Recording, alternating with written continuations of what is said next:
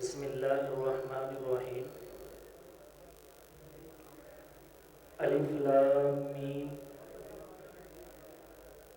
ذالک الکتاب لا ریب فیہ ھدی للمتقین صدق اللہ العظیم قال النبی صلی اللہ علیہ وسلم من قرأ حرفا من کتاب اللہ كتب الله له لكل أحد 10 حسنات۔ سامعین کرام،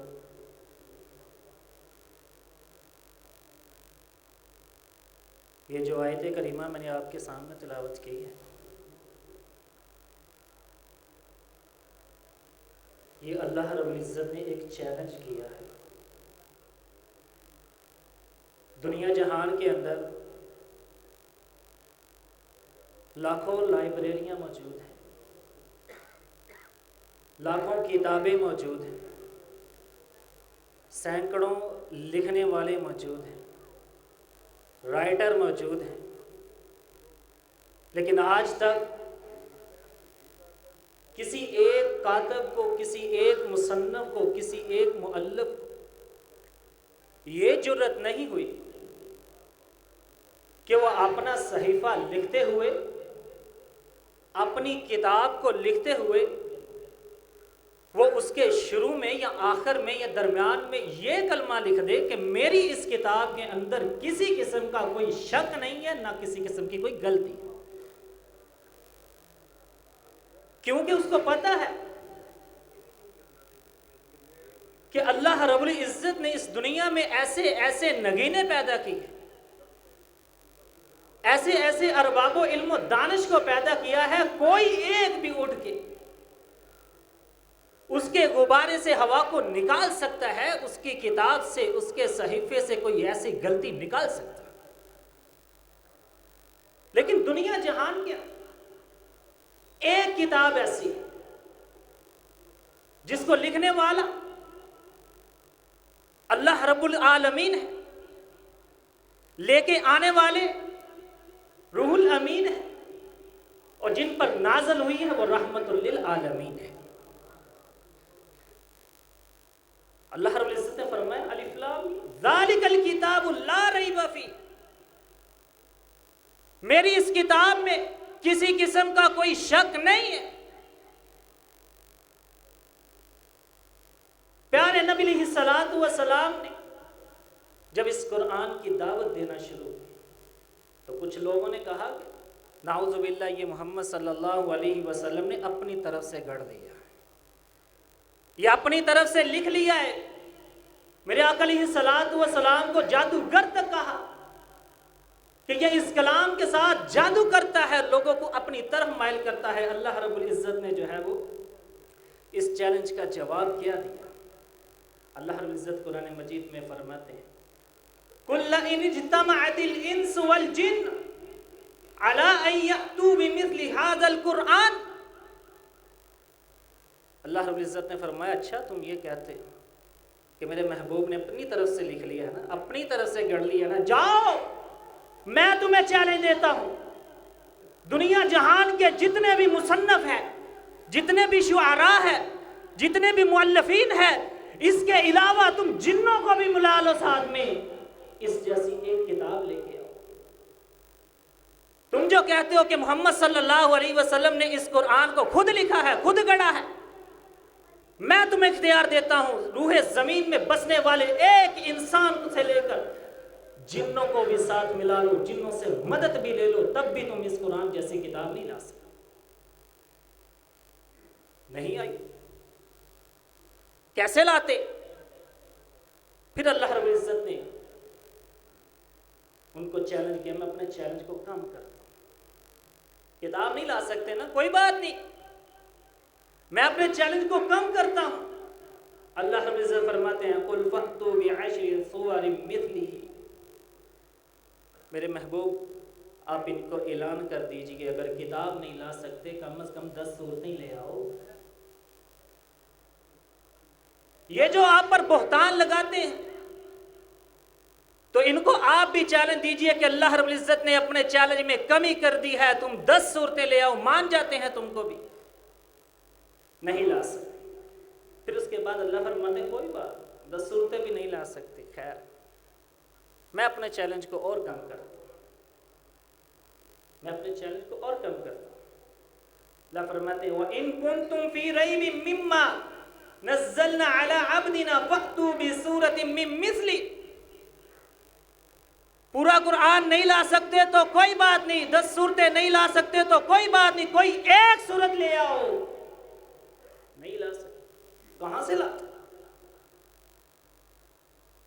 بہتان لگایا تھا کہ اللہ کے رسول صلی اللہ علیہ وسلم خود لکھتے ہیں، خود کرتے ہیں، جادو کرتے ہیں، لوگوں کو اپنے ساتھ ملاتے ہیں۔ اللہ نے چیلنج کا جواب دیا، ایک صورت لے آؤ، نہیں لا سکے۔ پھر اس کے بعد اللہ رب العزت نے فرمایا چلو کوئی بات، ایک صورت بھی نہیں لا سکتے نا، اللہ فرماتے ہیں فَلْيَأْتُوا بِحَدِيثٍ مِّثْلِهِ إِن كَانُوا صَادِقِينَ۔ جاؤ میں تمہیں چیلنج دیتا ہوں، ایک آیت ہی لے آؤ، ایک آیت ہی لے آؤ، مان جاتے ہیں تم کو، ایک آیت بھی نہیں لا سکتے، کہاں سے؟ یہ وہ واحد کتاب ہے جس کے بارے میں اللہ نے فرمایا ذَلِكَ الْكِتَابُ لَا رَيْبَ فِيهِ، اس میں کسی قسم کا کوئی شک نہیں ہے۔ نبی علیہ الصلوۃ والسلام کی صحیح حدیث ہے، آپ علیہ الصلوۃ والسلام نے فرمایا من قرأ حرفا من کتاب اللہ كتب اللہ له لكل أحد 10 حسنة۔ اس قرآن کی عظمت پتہ کیا ہے؟ اس قرآن کی شان کیا ہے؟ میرے آقا علیہ الصلوۃ والسلام نے فرمایا کہ جو شخص اس قرآن سے ایک حرف پڑھتا ہے نا، اللہ رب العزت اس بندے کو 10 نیکیوں کا ثواب دیتے ہیں۔ ایک لفظ کی بات نہیں، ایک آیت کی بات نہیں، ایک سورت کی بات نہیں، ایک حزب کی بات نہیں، ایک رکوع کی بات نہیں۔ میرے آقا علیہ الصلوۃ والسلام نے اس قرآن کی عظمت بیان کرتے ہوئے، اس کی شان بیان کرتے ہوئے فرمایا کہ ایک حرف پڑھنے پر اللہ رب العزت 10 نیکیوں کا ثواب دیتے ہیں۔ اب اندازہ لگائیے کہ رمضان مبارک میں ثواب تو دگنا تگنا تقریباً 70 گنا تک ہو جاتا ہے۔ تو اندازہ لگاتے ہیں سورۃ فاتحہ کے کتنے حروف ہیں؟ 140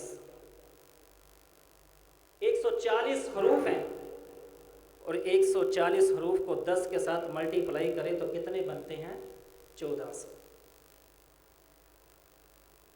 مطلب کہ جو شخص ایک مرتبہ سورۃ فاتحہ پڑھتا ہے، اللہ رب العزت اس بندے کو 1400 نیکیوں کا ثواب دیتے ہیں۔ اور یہ برکت والا مہینہ، رحمت والا مہینہ ہے۔ تو اگر سورۃ فاتحہ کے 140 حروف کو 70 کے ساتھ ملٹی پلائی کریں تو کتنے بنتے ہیں؟ 9800۔ جو شخص رمضان المبارک کے اندر ایک مرتبہ سورۃ فاتحہ کی تلاوت کرتا ہے، اللہ رب العزت اس بندے کو 9800 نیکیوں کا ثواب دیتے ہیں۔ یہ بات صرف ایک سورۃ فاتحہ کی میں کر رہا ہوں۔ اگر پورے قرآن کا ہم تھوڑا سا اندازہ لگائیں، ہو سکتا ہے یہ موبائل کے کیلکولیٹر بھی جواب دے جائے۔ پورے قرآن کے اگر حروف کو گنتی کیا جائے تو یہ 3,40,740 حروف ہیں۔ اب ان کو اگر 10 کے ساتھ ملٹی پلائی کریں تو یہ کتنے بنتے ہیں؟ 34,07,400۔ وہ کتنا بندہ خوش نصیب ہے کہ جو قرآن مجید کو ایک مرتبہ مکمل کرتا ہے، اللہ رب العزت اس بندے کو 34,07,400 نیکیوں کا ثواب دیتے ہیں۔ اگر انہی کو 70 کے ساتھ ملٹی پلائی کریں تو آپ سوچئے کتنا اس کا ثواب بنتا ہے۔ 3,40,740 کو 70 کے ساتھ ملٹی پلائی کریں تو یہ 23,85,18,000 نیکیاں بنتی ہیں۔ کروڑوں میں نیکیاں مل رہی ہیں۔ آج کچھ ایسے بھی لوگ ہیں پورا رمضان گزر رہا ہے قرآن کو کھول کر نہیں دیکھا۔ کیسے ہم مسلمان ہیں؟ کیا ہم نے حق ادا کیا؟ میرے نبی علیہ الصلوۃ والسلام نے فرمایا تھا من قرأ حرفا من کتاب اللہ، یہ دنیا جہان میں واحد ایک ایسی کتاب ہے جس کے ایک ایک حرف پڑھنے پر اللہ رب العزت جو ہے وہ ثواب دیتے ہیں۔ اور نبی علیہ الصلوۃ والسلام نے فرمایا قل لا اقول الف لام میم حرف بل الف حرف ولام حرف ومیم حرف۔ میرے صحابہ یہ نہ سمجھنا کہ ایک مرتبہ الف لام میم کہہ دیا صرف 10 ہی نیکیاں ملنی ہیں، بلکہ الف الگ حرف ہے، لام الگ ہے، میم الگ ہے۔ جو شخص ایک مرتبہ الف لام میم کہتا ہے 30 نیکیاں ملتی ہیں۔ آج اپنا اندازہ لگائیے کہ پورا رمضان گزر رہا ہے، کتنا ہم نے قرآن مجید کو کھولا ہے، کتنا پڑھا ہے، ایک مرتبہ اندازہ لگائیے کہ ہم نے اس رمضان میں کتنی نیکیاں کمائی ہیں۔ یہی قرآن جس کے بارے میں اللہ رب العزت نے چیلنج کر کے ان لوگوں کو جو ہے وہ بے لگام کر دیا تھا، آج ہم نے اسی کو چھوڑا۔ اور اس قرآن کی عظمت دیکھیے، شان دیکھیے۔ نبی علیہ الصلوۃ والسلام آپ کے ایک پیارے صحابی حضرت اسید بن حضیر رضی اللہ عنہ روایت کرتے ہیں کہ ایک رات میں سورۃ بقرہ کی تلاوت کر رہا تھا، میرے ساتھ ہی میرا گھوڑا بھی باندھا ہوا تھا، اور اس گھوڑے کے پاس میرا بیٹا یحییٰ بھی سویا ہوا تھا۔ کہتے میں تلاوت کرتا جا رہا ہوں، اچانک سے کیا دیکھتا ہوں میرا گھوڑا جو ہے وہ اچھلنا شروع ہو جاتا ہے۔ کہتے میں حیران پریشان ہو گیا کہیں میرے بیٹے کو نقصان نہ پہنچے، میں نے تلاوت کو بند کر دیا، گھوڑا بھی وہیں رک گیا۔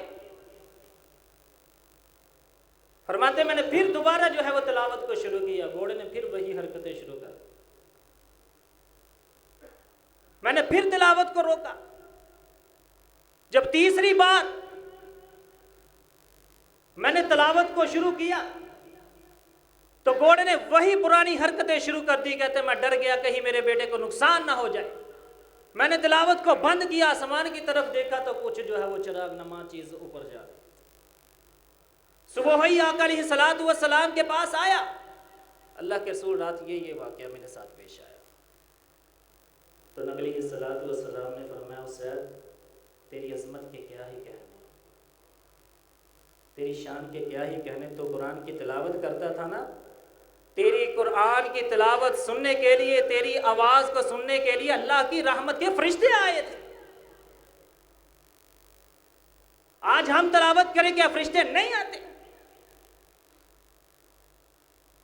ہم نے قرآن کو چھوڑ دیا ہے، ہماری ناکامی کا سبب یہی ہے۔ ہم قرآن کو پڑھتے ہیں، بس پڑھ لیا، یہ کتاب اس کے ساتھ، یہ کتاب جتنی یہ مظلوم ہے اتنی ہو سکتا ہے کوئی اور کتاب مظلوم ہی نہ۔ ہم اس کو جو ہے استعمال کیا کرتے ہیں؟ ایک حاجی صاحب ہے نا، وہ اپنا کاروبار شروع کر رہے ہیں، کون سا کاروبار؟ وہی سودی کاروبار ہو، اور اس کا افتتاح کس کے ساتھ کر رہے ہیں؟ قرآن خوانی کے ساتھ۔ کتنا ظلم کر رہے ہیں ہم ان کے ساتھ۔ ہمارے گھروں میں یہ قرآن بند ہے، کوئی پوچھنے والا نہیں ہے، کیوں ہم ان کے ساتھ ظلم کر رہے ہیں؟ نبی علیہ الصلوۃ والسلام نے فرمایا یہی قرآن کی ایک چھوٹی چھوٹی سورت کل قیامت کے دن بندے کو جو ہے وہ جہنم کی آگ سے بچا لے گی۔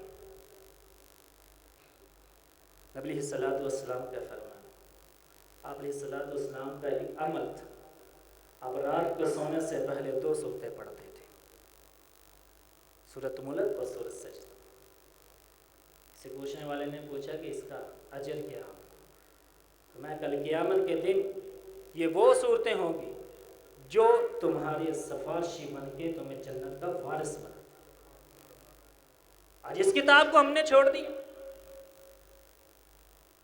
میں کیا کیا عظمت بتاؤں اس قرآن کی۔ میرے آقا علیہ الصلوۃ والسلام نے فرمایا ایک شخص تو وہ ہے نا جو قاری ہے، پڑھتا ہے، اچھا پڑھتا ہے، اس کو تو ثواب ملنا ہی ہے۔ ایک وہ بندہ ہے جس کو پڑھنا نہیں آتا، پھر بھی وہ کوشش کرتا ہے، اڑتا ہے، پڑھتا ہے، بھولتا ہے، پھر کوشش کرتا ہے، پڑھتا ہے۔ میرے آقا علیہ الصلوۃ والسلام نے فرمایا جو پڑھتا ہے اڑتا ہے اس کے لیے 2 دگنا اجر ہے۔ ہم نے اس کو چھوڑ دیا. کسی نے پوچھ لو مینوں آਉਂਦਾ ہی نہیں جی, اور میرے منہ تے لفظ ہی نہیں چڑھتے جی, میں کس طرح پڑھا انہوں. دنیا کی کوئی کتاب ہے نا, کسی بچے سے پوچھیں, یا ہمارے ساتھ بھی کئی ایسا ہوا تھا, استاد سبق دیتا تھا نا, ہم سناتے تھے بھول جاتے تھے, استاد زور سے تھپڑ بھی مارتا. یہ وہ دنیا کی کتابیں ہیں کہ ہم پڑھتے ہیں, نہ پڑھے اس کو بھول جائے تو تھپڑ پڑھتے ہیں. یہ وہ قرآن واحد کتاب ہے, بھول جائیں تو اللہ دگنا اجر دیتے ہیں. اسی لیے حضرات, میں آپ احباب سے صرف یہی اپیل کرتا ہوں, خدا را اس قرآن کی طرف آجیے, اس قرآن کو اپنے سینے کا ہار بنا لیجئے. ہم نے اس قرآن کو چھوڑا تو ہم جو ہے وہ ذلیل و رسوا ہونے لگ گئے. یہود و نصارہ جو ہے نا, یہودیوں کی اگر یہ انجیل جو ہے نا, یہ دیکھا جائے نا, تو یہ اب تک 133 نسخے لکھے جا چکے ہیں. 133 نسخے لکھے جا چکے ہیں اس کے. اس کے بعد ان کے علماء بیٹھے, یار یہ کی ہو رہے ہیں, ساڈی کتاب جیڑا اڑدا وہ اپنی لکھ لیندہ, جیڑا دل کردا اپنے واقعے وچ پائی جاندا. اس کے بعد ان کے مفتیان بیٹھے, سارے نسخوں کو سامنے رکھنے کے بعد انہوں نے جو ہے وہ پھر بھی ان کی نااہلی دیکھی, ان کی بدقسمتی دیکھی ہے, پھر بھی ان کا کسی ایک انجیل پر اتفاق نہیں ہوا, 4 انجیلوں پر اتفاق کیا. 129 نسخوں کو انہوں نے ریجیکٹ کر دیا. اور وہ 4 انجیلیں کون سی ہے؟ انجیل یوحنا, انجیل مرقس, انجیل لوقا, انجیل متی. آج دیکھیے کہ یہی یہودی جو خود جو ہے وہ ایک کتاب پر متفق نہیں ہو سکے, وہ جو ہے وہ کمزور مسلمانوں کو جو ہے وہ اپنی انجیل پڑھا کر اسلام سے دور کر رہے ہیں, اور ہم جو لوگ ہیں وہ ان کے غلام بن رہے ہیں. یہ ہم پہ وقت کیوں آیا کہ ہم نے جو ہے وہ کتاب چھوڑ دی, وہ قرآن چھوڑ دیا جو آج سے 1600 سال پہلے صحابہ پڑھتے تھے, وہی قرآن آج ہم پڑھتے ہیں. ہم نے چھوڑ دیا اس کو. اس قرآن کا انقلاب کیا ہے, اس قرآن کی تاثیر کیا ہے, ہم نے سمجھا ہی نہیں ہے. حضرت عمر رضی اللہ تعالیٰ کا واقعہ آپ لوگوں کے ذہن میں ہے. تلوار نکالی, جا رہے ہیں کہ آج نعوذ باللہ محمد صلی اللہ علیہ وسلم کا سر قلم کر دوں گا, یہ روز روز کے جو جھگڑے ہیں ان کو ختم کرنا ہے. راستے میں ایک ملنے والا ملا, پوچھا عمر کدھر کا ارادہ ہے؟ فرمایا آج میں محمد صلی اللہ علیہ وسلم کا سر جو ہے وہ قلم کرتا ہوں. فرمایا عمر یہ کام کرنے سے پہلے اپنی بہن کیا کر تو دیکھ. تیری بہن اور تیرا بہنوئی جس کا تو سر اڑانے جا رہا ہے وہ اس کے غلام بن چکے ہیں. حضرت عمر رضی اللہ تعالی عنہ فوری طور پر اپنا راستہ بدلا اور اپنی بہن کے گھر گئے. اندر سے کچھ پڑھنے کی آواز آ رہی تھی, دروازے پہ دستک دی. حضرت عمر رضی اللہ تعالی عنہ اتنے غصے میں تھے, دروازہ جیسے ہی کھولا اپنے بہنوئی کو پکڑا, مارنا شروع کر دیا. بہن آئی, روکنا چاہا. آپ دیکھیے وہی بہن جو اسلام لانے سے پہلے عمر کے سامنے اونچی آواز سے بات نہیں کرتی تھی, اونچا سانس نہیں لیتی تھی, آج اسلام کی اتنی طاقت ہے کہ عمر کے ہاتھ کو روک رہی ہے. یہ قرآن کی عظمت ہے, یہ قرآن کی طاقت ہے. ہم نے قرآن کو چھوڑا, ہم مغلوب ہو رہے ہیں. حضرت عمر رضی اللہ تعالی عنہ نے اتنا مار کے تھک گئے, لیکن ان کو جو ہے وہ ایک اسلام کا نشہ تھا. حضرت عمر رضی اللہ تعالی عنہ کہنے لگے اچھا چلو ٹھیک ہے, مجھے بھی سناؤ کیا پڑھ رہے تھے, جس کا تم نے کلمہ پڑھا ہے بتاؤ کس چیز کی دعوت دیتا. تو حضرت عمر رضی اللہ عنہ کی بہن نے سورۃ طٰہٰ کی کچھ آیتیں پڑھی. حضرت عمر رضی اللہ تعالیٰ کچھ دیر پہلے میرے نبی کا سر لینے جا رہے تھے, ان کی آنکھوں سے آنسو بہہ کر داڑھی مبارک گیلی ہو گئی, اور انہی آیتوں کے بعد انہوں نے اسلام قبول کیا. حضرت طفیل دوسی رضی اللہ تعالی عنہ مکہ میں تشریف لائے, قبیلے کے سردار تھے. یہودی اور کافری انہوں ٹینشن پہ گئی کہ کتے قبیلے دا سردار مسلمان نہ ہو جائے.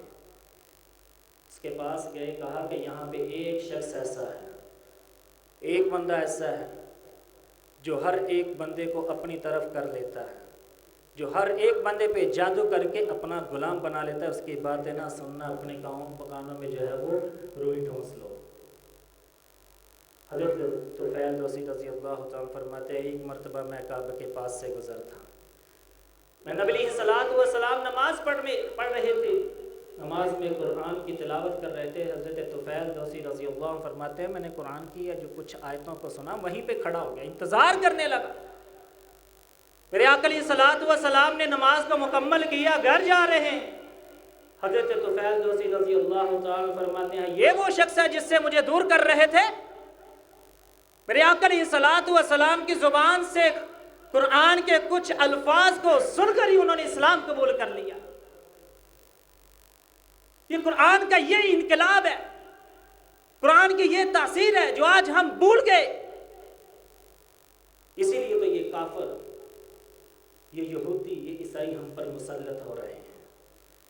ہم لوگ کہتے ہیں نا وہ فلاں آ گیا تو اس نے یہ کر دیا, پاکستان کا بیڑا کرک کر دیا. میں کہتا ہوں جتنا مسلمان نے مسلمان کا بیڑا کرک کیا, یہ باہر کی طاقتیں تو کچھ بھی نہیں.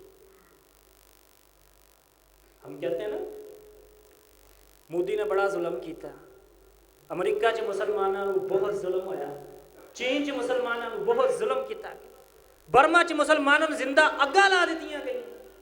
حضرات میں یہ سمجھتا ہوں کہ جتنا مسلمان کو مسلمان نے نقصان دیا ہے شاید باہر کی طاقتوں نے بھی اتنا نہیں دیا. اور یہ سارا سبب اسی لیے ہے کہ ہم نے قرآن کو چھوڑ دیا. صحیح مسلم کے اندر 2565 نمبر حدیث میں اللہ کے رسول صلی اللہ علیہ وسلم نے فرمایا کہ ایک مسلمان کے برا ہونے کے لیے اتنا ہی کافی ہے کہ وہ اپنے ایک مسلمان بھائی کو حقیر سمجھتا ہے. ہم تو مسجد میں آ کے بھی ایک نہیں ہوتے, جس امام کے پیچھے ہم نمازیں پڑھتے ہیں اسی کو باتیں کرتے ہیں. امام بھول جاتا ہے تو پھر کیا ہوا, باہر مجمع لگ جاتے ہیں, انہوں تو نماز ہی نہیں پڑھونی ہوتی. حضرات یہ وہ لوگ ہیں, یہ مسلح پہ کھڑے ہونے والے یہ وہ لوگ ہیں کہ جن کے پیروں کے نیچے اللہ کی رحمت کے فرشتے بھی پر بچھاتے. ہم ان کو باتیں کرتے ہیں, پھر ہم کہتے ہیں کہ نہیں جی امریکہ نے بہت ظلم کیا, انہوں نے دھماکہ کرتا, انہوں نے یہ کرتا, انہوں نے وہ کرتا. کچھ بھی نہیں. ہم خود ایک دوسرے کو اتنا حقیر سمجھتے ہیں, مسجد میں اکٹھے ہوتے ہیں. ہم لوگ تو اپنی اکڑ میں اتنا ہوتے ہیں, مسجد کے باہر جائیں نا وہاں کسی کی جوتی الٹی پڑی ہو تو اس کو نہیں سیدھا کرتے ہیں. میرے آقا علیہ الصلوۃ والسلام کی سیرت کا مطالعہ کیجئے کہ آپ علیہ الصلوۃ والسلام نے اسی قرآن کی دعوت دینے کے لیے طائف کا سفر کیا. میرے نبی علیہ الصلوۃ والسلام کو کتنے مصائب دیے. آقا علیہ الصلوۃ والسلام کے پاؤں مبارک تک خون آ گیا. جبریل امین آئے, اللہ کے رسول صرف ایک حکم کیجیے, اشارہ کیجیے, ساری بستی کو دونوں پہاڑوں میں کچل کے رکھ دو.